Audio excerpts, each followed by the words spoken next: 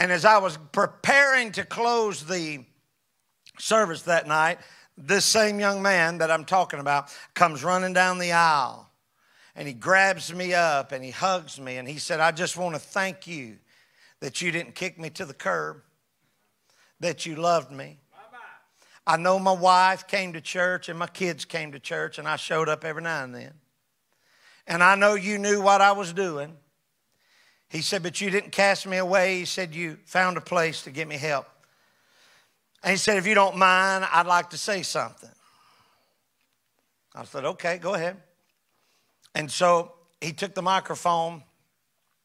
And at that time, we were probably both about 31, 32 years old.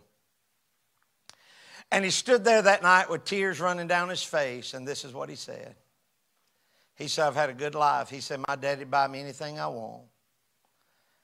He's like me and Pastor.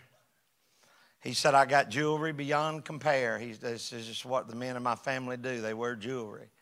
He said, my daddy, he said, it was nothing for us to have a couple $100 of cash at any given time in high school, right on.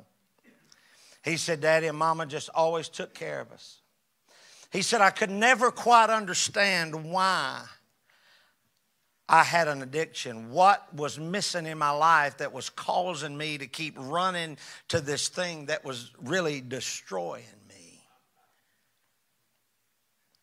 Now hear me. Ask most and they'll tell you this is not what I want to do. I believe them. Because you see, I understand the power of the devil. And how strong bondage and addiction is. And I understand that nobody, and pardon me, and please none of you guys take this the wrong way. No, I love you, but I don't think anybody, preacher, in their right mind would be that stupid. To want to give up a good life, to continuously have to steal, continuously have to hide from the ones they love what they're doing. And he said, I just want to thank you for loving me. He said, and they gave me everything I needed.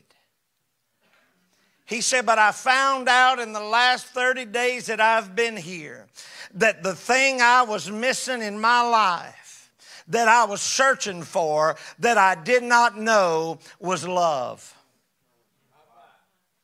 In these 30 days, he said, I have felt love from these guys. I have felt love from these counselors. I have felt love from Jesus, a love like I have never known.